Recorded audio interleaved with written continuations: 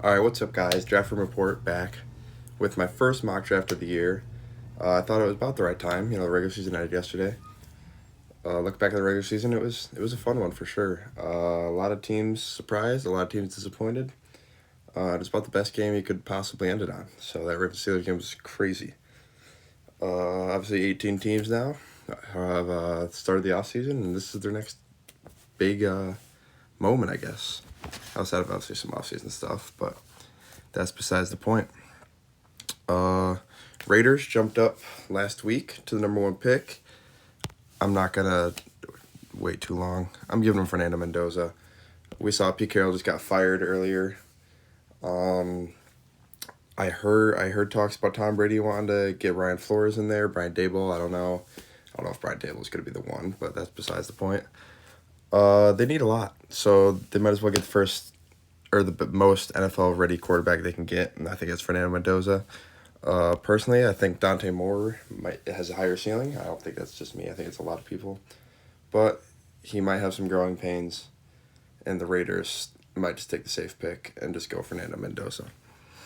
Now the Jets, they, I thought about 2 3 weeks ago we're gonna have to trade up and get the guy they wanted if they wanted to do it, and they ended up, losing enough games, and the Giants, won themselves out of the top three pick now, and they're going to take their guy Dante Moore. The Jets are definitely a better situation than the Raiders. They got their two tackles. They got Fashanu and Membu. Garrett Wilson's a good number one receiver. Brees Hall, they have all right run game. Not great, but all right.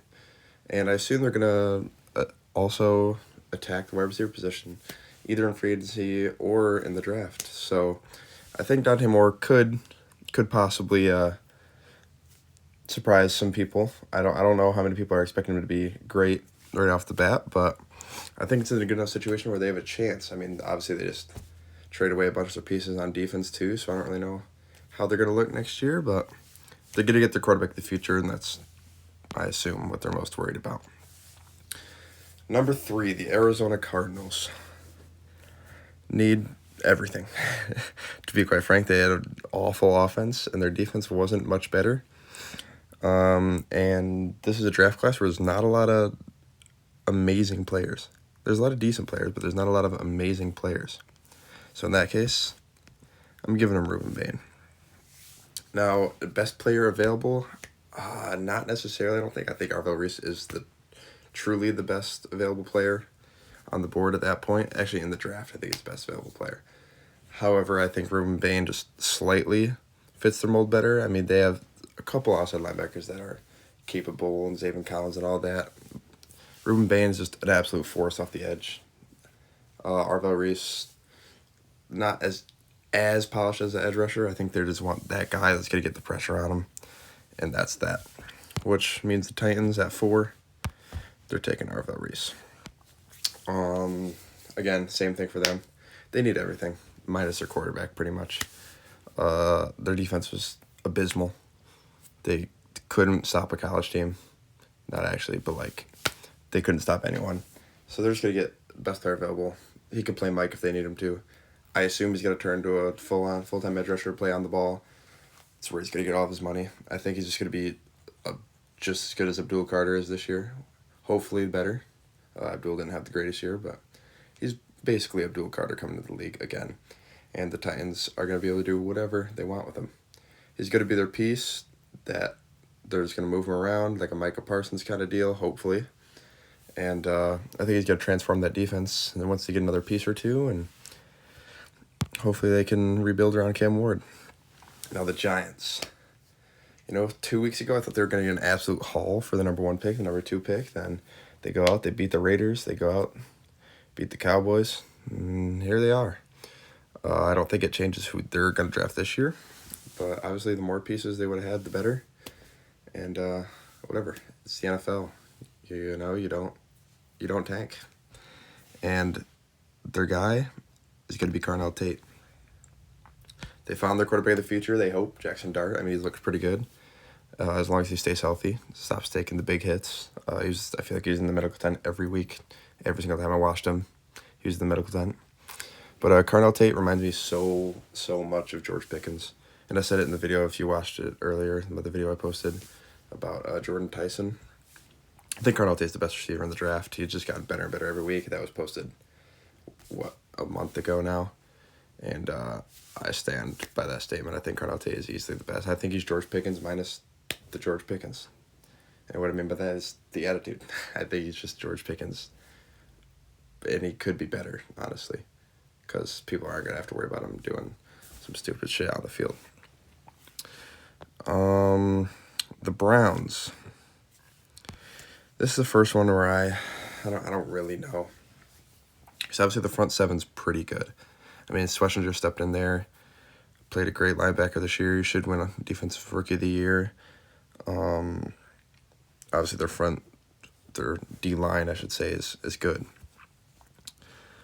Caleb Downs, their defense is good enough to complete. Not good enough, it's great. It's definitely like a top 10, top 8 defense. So I think they have to attack offense here. And they do need a receiver bad. I don't hate Jordan Tyson. I'm not a Jordan Tyson hater. I just don't think you should get drafted that high. And they're not getting their quarterback of the future. It's not happening. They're not going to trade up this year. I don't think the Jets are going to trade out. They're going to want Dante Moore. So you're going to have Shadur or Deshaun Watson or whoever you bring in next year too. You got to protect them. You got to take Spencer Fano there. The best tackle in a not great tackle class. So Shadur showed flashes. He's not going to be a stud by any means, but he could be better than serviceable. He could be a winning quarterback in the league, I think. You just have to put the right pieces around him. Hopefully Quidjo Junkins can come back next season to what he was. They have Dylan Sampson. Jerome Ford comes back next year, so they can have some pieces. They're another one. They are in dire need of another receiver. Harold Fanning came in. He looked pretty good. He's definitely going to be their tight end in the future. And we'll try to rebuild that offensive line to keep Shadur healthy, and stop forcing throws in pressure, which he had the tendency to do this year. And that's why he had a lot of picks. He was just throwing some bad balls. Like, I was watching that Steelers game, and he had drives where he was like, wow, this dude's he could be legit. And there's other throws, and you're like, what are you doing, man? Like, he just pressure and just lobs it up there. So hopefully he can get a little bit of time, because when he had time, he is a very accurate quarterback and could be something. The Commanders. They're another one. They have a lot of needs. McLaurin, Debo, they're getting old. I could see him going to Jordan Tyson here. I could see him Gordon. I don't think McKylen will go this early just because his size. Keldrick Falk, I think, is just too good to pass up on. What is he, 6'5", 6'6", 300 maybe? And, unbelievable strength. He's a huge dude. Obviously, pass rush isn't completely there, but he'll be an absolute dominant force in the run game to help him stop the run. And he's such a good athlete at his size. He can develop pass rush moves and be, more than serviceable. He could be legit. But Keldrick Falk's one of the guys, no matter what, he's going to make an impact in the run game. He's going to be in that first and second down. Maybe he has to rotate out third down for the first couple of years, but I assume he'll develop just fine. And that leads me to the Saints, who, another team, just didn't get pressure on the quarterback. And what better guy to do that than David Bailey? Obviously, there's questions about him in the run game. He's not the biggest dude. He's kind of undersized. But his pass rush is just unreal. He's just quick. And he has good bend, quick. Will finally give the Saints a little bit of pressure. I feel like they haven't had it since, Lord only knows, since Drew Brees, we'll say. I don't remember a good Saints team defensively since, I don't even know. So I think they could use a lot. They could possibly target receiver. Again, so many of these top teams could go receiver. But I think we're going to have them go David Bailey. Just try to beef up that line a little bit. Actually, I wouldn't say beef up. He's a smaller dude. But the Chiefs. I don't know what they're going to do, man. I think they're going to be bad next year. Kelsey, who knows if Kelsey's coming back? Obviously, Mahomes won't be playing most of the year, so their quarterback's gonna be, who knows? I don't know if it's gonna be Minshew again, or they're gonna go get like a Winston, or hopefully not a Geno Smith or someone like that, because that would suck. Kirk Cousins maybe going to Kansas City, but I think it would be pretty bad again. But what I think could help that quarterback is a running back like Jeremiah Love. Jeremiah Love's ridiculous. He's a big dude, pretty fast.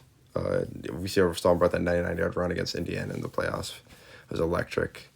Obviously, has that spin move he loves to use. Hurdle, you're playing Madden with him in real life.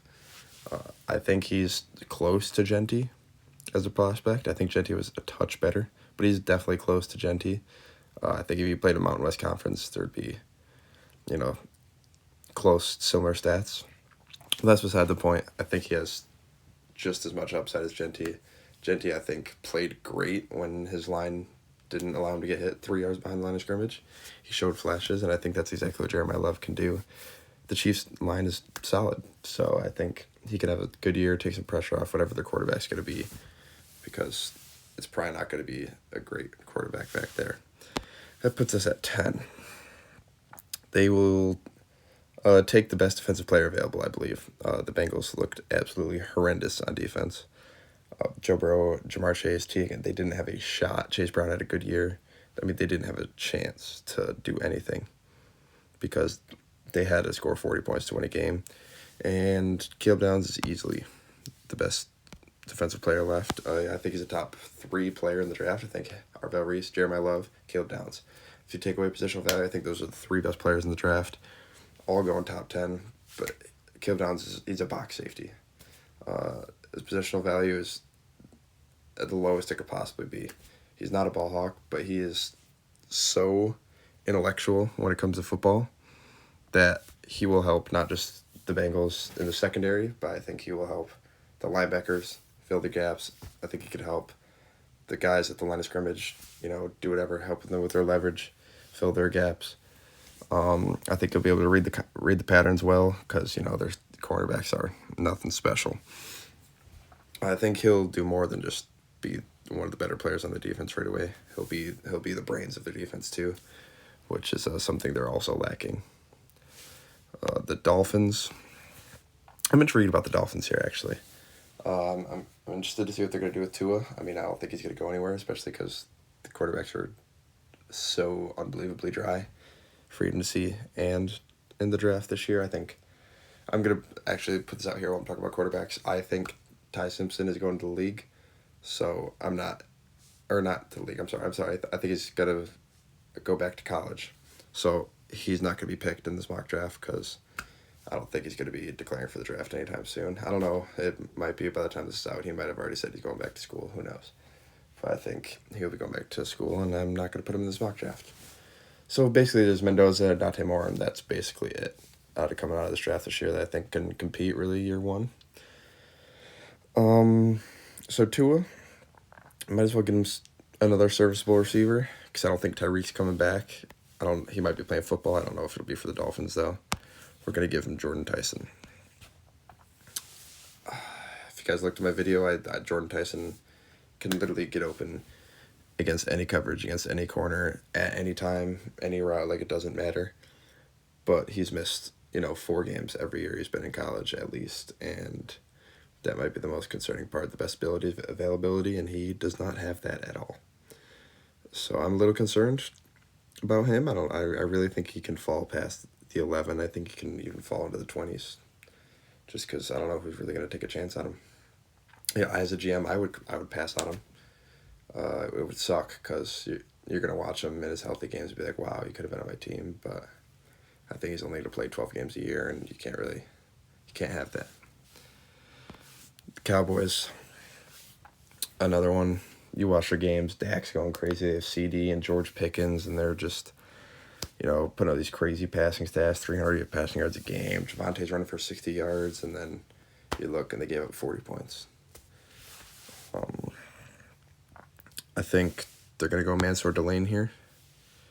Mansour Delane's I have to say, the second best corner in the draft. From what we looked at, Jermon McCoy is the best corner of the draft, but who knows? I mean, he obviously hasn't played a snap in whatever it is, 12 months now, 13 months. So we have no idea how he's going to come back from that. So I think they're going to be safer. They watched Mansour Lane all year. He put out some pretty good tape. Obviously, a couple concerning plays, but you're a cornerback in the SEC. Shit's going to happen.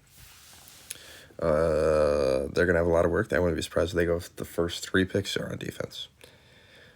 They have to do something. And I think Mansour Lane, at least with the release of Trayvon Diggs, immediately going to be their field corner and hopefully lock down, somewhat minimize the damage that they've given up to all their receivers. The Rams. They're another interesting one. This pick, if the Falcons lost a couple of the games towards the end of the year and they had, 8, 9, 10, I was debating them trading up to number 2 and taking Dante Moore because I think that would be the best situation possible for Dante Moore. They're going to lock up Puka to a long-term deal. He's going to have Puka Nacua. They're going to draft another weapon in this draft at some point. They might sign one, trade for one, I don't know. But he's going to sit behind Stafford for a year and then come out. And he's going to learn so much. And I think 1 year of development will make Dante Moore a stud in the league. But at this pick, I think they're going to have to give up too much compared to what they want to give up, so they're not going to end up doing that. About 2 weeks ago, I did think they might do it, but not anymore. So, with that being said, I'm just going to give him the Havenstein replacement. I'm going to give him Caleb Lomu. Again, they're in need of a tackle, especially if Havenstein does retire. This might be the last tackle I'm certain that can be a tackle in the league. I think we have guys, if we go to the tackles here, we got guys like Maui Noah, probably end up moving to guard sooner than later. Caden Proctor put out some bad film. Jennings Dunker here, maybe, but I doubt it. He's probably going to be a guard. And then obviously you have like Ione. It's probably going to be the first guard, but I think Maui Noah is technically going to be the first guard off the board. But the Rams obviously could win the playoffs this year. Then they add another stud at tackle. As Stafford's going out for his final year, they have to go all in. And I think Caleb Lomu is the guy ready to play compared to some of these others. Like Caden Proctor and Maui Noah. Maui Noah can play it immediately. But there's guys like Jermon McCoy. They're not going to draft a guy like that and not know if he's ready to play in Stafford's final year before they might be in a little bit of a rebuild. So they're going to go on. They're going to get a guy that they can plug in and play immediately. Ravens. I don't know what they're going to do here, man. That was just horrendous what they did to Lamar Jackson this final game. Lamar did everything he could to win. The defense just... Aaron Rodgers is Aaron Rodgers, yes, but they didn't have DK, and the defense just got absolutely exploited. But with that being said, they also couldn't get to Aaron Rodgers to save their life. So I'm going to give him Peter Woods. I don't know if Peter Woods will go this high, but I think a lot of GMs and coaches and owners are a little bit of, ego-driven. And they saw him freshman year, and they're going to say, yep, we're going to bring that guy back, and he's going to be a stud. His freshman year was obviously his best year of his 3. And I think someone's going to take a chance on him. I don't know if I would this early, but I think someone would. And John Harbaugh, if he's not gone, might be the guy to be doing that. The Bucs are in the same situation as not the Browns, I'm sorry. Same situation as the Bengals. Same situation with the Cowboys. Their defense just absolutely cannot stop an offense. They can't do it. Baker Mayfield fell off, but he played good enough to, win them 10, 11 games. And they couldn't stop the run. They couldn't stop the pass. They just couldn't play defense. And I think the best defensive player left is Sonny Styles. Sonny Styles is huge. He's a huge dude. Playing next to Arvell Reese. Still in shock that Mark Fletcher ran all over them. But Sonny Styles, I think it'll be the best linebacker out of the draft just because I think Arlo Reese is technically going to be an edge rusher. Sonny Styles, it could be a top 10 pick. I think he could sneak in there. But I think other teams just needs more than a linebacker. But Sonny Styles is going to come in there and he's immediately going to be their Mike and hopefully help Baker Mayfield because Mike Evans and Chris Godwin, who knows how much longer they have. Baker, he's not young anymore. What is he, 31? 30? 29? I don't know exactly how old he is, but I don't know how much longer he has left in his prime here. So it'll be interesting.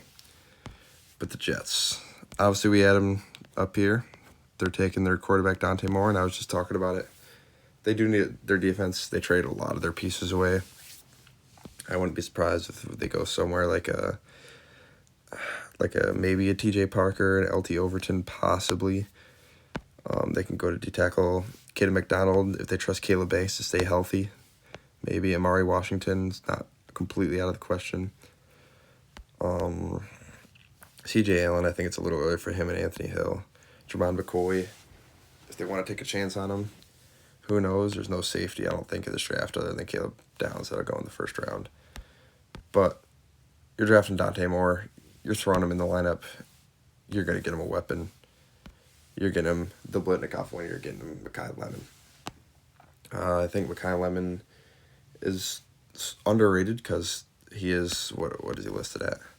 5'11", 185. I assume he's going to, come in at actually like 5'10", 190, 185 when he gets to the combine. So, but he's great. He runs perfect routes. He gets in the blind spot exactly how he needs to. He has good hands. He plays so much bigger than he actually is. And for Dante Moore to have that and Garrett Wilson on either side, I don't know, Makai Lemon probably going to be in the slot a lot of the time. But it's just going to give him confidence. And the Lions, they need some offensive line help. And Francis Marino is there. Caden Proctor's there. I think both of them are going to flunk at tackle. And I think they're going to end up moving to guard. But I think Maui Noah has a better chance to stick at tackle. So maybe they can move him to the other side of Penei Sewell and see if he works out. But at worst comes to worst, they can move him right to inside to guard. And they can have a sure-handed guy there. I think Maui Noah is good enough, athletic enough to be the guy in guard. And then the Vikings, I'm not going to waste any time. They need corner help. They need secondary help. And they're going to get Avion Terrell. They're another one. I think they're a quarterback away. I truly do. Their defense, if they don't lose Brian Flores, which they probably will, was good enough to win some games last year. And they're going to add a guy that they can plug and play immediately. Again, Jermon McCoy is just, teams don't know what, teams don't know what they're going to get out of him. And I think that's going to scare a lot of them. And I think he's going to fall. I don't know if you even consider this falling. I mean, he hasn't played in a year. Next up, we have the Cowboys. We had them taking Mansour Delane earlier in the draft. I think that's one of the biggest needs they need to fill. And I think they're going to go defense again. Because Caden Proctor just put up such bad film. I don't think they're going to take him that early. Kenyon Sadiq, they really have Ferguson. They don't need him. Is like a Jadarian Price or Jonah Coleman going to sneak in this early into the first round? I'm doing it. Jadarian Price is going to go to the Cowboys. I know they signed Javonte Williams on a 1-year deal. I don't know if they're going to bring him back. I think they're going to have to allocate a lot of money to the defensive side of the ball. Running backs, they can get any time in the draft. They could draft a late running back. They can get Nick Singleton in the fourth round, whatever. They can get Katron Allen in the third. They can get like Le'Veon Moss as undrafted free agent or something. I like Le'Veon Moss as a running back. So I think they're going to just put all their money into just throw it on defense. They're probably going to have to franchise tag George Pickens. It's going to be a hefty, pretty penny right there. So I'm going to have them taking Jadarian Price there. Now the Chargers. Justin Herbert has gotten beat up this year. I mean, he is just taking hit after hit. Him and C.J. Stroud. I feel so bad for the dudes. But they're going to take Ione. He's going to play immediately. He's the best guard prospect in the draft, if you're not counting Francis Mauigoa. So I'm just going to give Justin Herbert some help. They have enough weapons around Herbert. They have an all right secondary, so a decent defense. But you can't get your franchise quarterback hurt. Just can't happen. The Bills. Josh Allen has had his ups and downs this year. They whiffed on the Keon Coleman pick, it looks like. Khalil Shakir's been solid. They need a deep threat, and they need one bad. And if you look, Denzel Boston's a big dude. Chris Bell's a big dude. They're going to take Casey Concepcion. He showed, I was watching that Notre Dame game, and it was ridiculous. He was open downfield every single play. Marcel Reed was hitting him every single play. It was nuts. And I think Josh Allen can extend some plays, and I think Concepcion's the perfect guy to do it. He loves running around on the field. He's a quick dude. He has good hands down the field. I think when Josh Allen gets in a lot of those scramble scenarios, Casey Concepcion's going to be open down the field, and they need a guy like that. They haven't had it. They picked up like a John Brown a couple years ago, and he didn't really do it for him. And Keon Coleman's just not that guy, I don't think. So now we go to San Fran. Speaking of wide receivers, who knows what Brandon Ayuk's doing? I just saw a video of him going 100 next to Levi Stadium. Jawan Jennings has played pretty good. Ricky Pearsall's played pretty solid, I'd say. I wouldn't say great. I think they're going to release Brandon Ayuk, and I'm giving him Chris Bell. Big body dude. What do they have him listed at? They got him listed at, 6'4"? Oh, 6'2". 227. He can move too. I think they're just gonna get Brock Purdy the guy. Brock Purdy's played great down the stretch here. They have McCaffrey, Kittle. They need that. They need one more guy on their offense, I think, to put it over the edge and really, make them a contender. Not that they're not a contender, but win them their division. Give them that surefire guy on offense that Ayuk was supposed to be. He really was. I mean, they have McCaffrey. Stayed healthy this year. Who knows? Kittle's been hurt a lot. Jawan Jennings, he's always banged up. And Chris Bell hopefully can step in there and be, 1,000-yard guy, not 800-yard guy. Catch some balls down the field. Play, somewhat of Metcalf role in the Steelers offense, or a Calvin Ridley, even though, I'd say that Chris Bell's a little bigger, like a Calvin Ridley role. And then we have the Texans. I'm just going to keep it honest. I'm doing the exact same thing as I did with the Chargers. C.J. Stroud's your franchise guy, and he's getting absolutely clobbered. So I'm getting you offensive line help, and you're getting Caden Proctor. I think he's going to end up moving into guard sooner than later. And it might be right off the bat, but he's a guy who's going to play immediately. He's athletic. We saw him catch that pass for a touchdown, or not. Maybe it wasn't a touchdown, but went out, he caught the pass, blah, blah, blah. Whatever. But it shows he's athletic enough. He's going to be able to move positions. He's a huge dude. Had a good couple years of film. Obviously, down year this year, but if you move into guard, you don't really have to worry about getting beat like he did this year as bad by those quicker, twitchier edge rushers. And the Rams filled the need of offensive tackle with Caleb Lomu, and I think maybe Devontae Adams might, could show his age finally. I thought it would be this year, but he didn't. He had a pretty good year, but I think Kenyon Sadiq's going to fit in great with Stafford. There's no better offense to go into, I don't think, as a tight end coming out of the draft. You get Matt Stafford. Hopefully he can catch the no-look passes. No, I'm joking, but he's going to get a ton of balls. Stafford loves throwing to his tight end. He's going to be playing a lot over the field. He's athletic tight end. Not exactly what they have in, Kobe Parkinson. But I think it'll be interesting. And the Panthers, I have them going with Tremont McCoy. I think he fell far enough. A team was eventually going to have to take a chance on him. I think the Panthers are going to be the one to do it. He was just too good, too fast, too big of a prospect to fall out of the first round. The Panthers are going to take a chance on him. If not, I think I could see him going like his teammate, Colton Hood. I could see them going someone like... I could see them going receiver again. I doubt it, but it might happen. And speaking of receiver, the Steelers are in absolute dire need of a receiver. And I think they're just going to go best receiver available, which is Denzel Boston. Another big body dude to put next to DK Metcalf. I don't know if that's exactly what they need. Who knows if they retain Calvin Austin. Roman Wilson looks to be a bust. Then they're going to have their tight ends. I assume Darnell and Freiermuth are coming back. I don't know if they're going to bring Jonnu back. But they're just a big offense. Who knows who the quarterback's going to be. Give them a big target to throw at. The Eagles, I have them going with TJ Parker. They obviously have a great interior D-line. Their edge rushers are a little older, not amazing. And I think they're just going to want to rejuvenate. Now they're going to get younger. Jalen Carter is young.